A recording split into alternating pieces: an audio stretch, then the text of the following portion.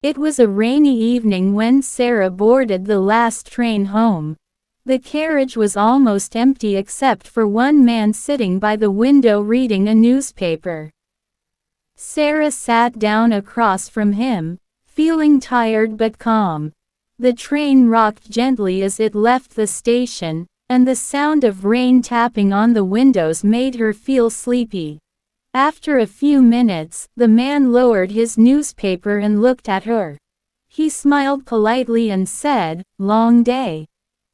Sarah nodded. "Very long. Work was crazy today." They started talking. His name was Daniel, and he was traveling to visit his grandmother.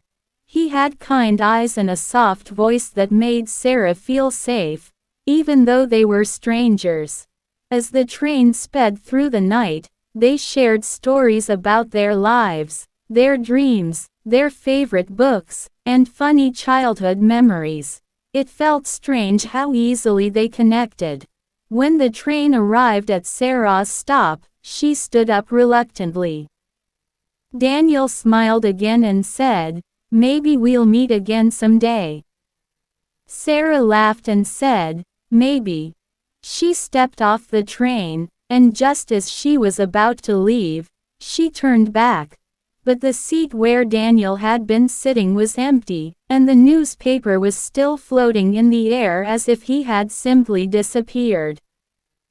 Sarah stood frozen for a moment, her heart racing. She glanced around the empty train station, but no one else seemed to notice anything unusual. The rain had stopped, and the night felt still, almost too still. She walked toward the exit, but a strange feeling tugged at her chest. Was it just her imagination? Could it be that she had dreamed the entire encounter? The next day, Sarah couldn't stop thinking about Daniel. His face, his voice, everything felt so real, yet that moment on the train seemed impossible. She picked up the phone to call her best friend, Emma, but hesitated. What would she even say? That she met a man on a train who disappeared? It sounded insane. A few days later, she received a letter in the mail.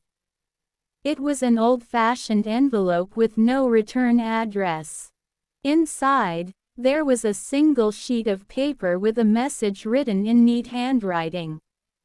"We may meet again sooner than you think." Sarah's hands shook as she read the note. She couldn't explain it, but something told her that Daniel wasn't just a figment of her imagination. She had to find him again.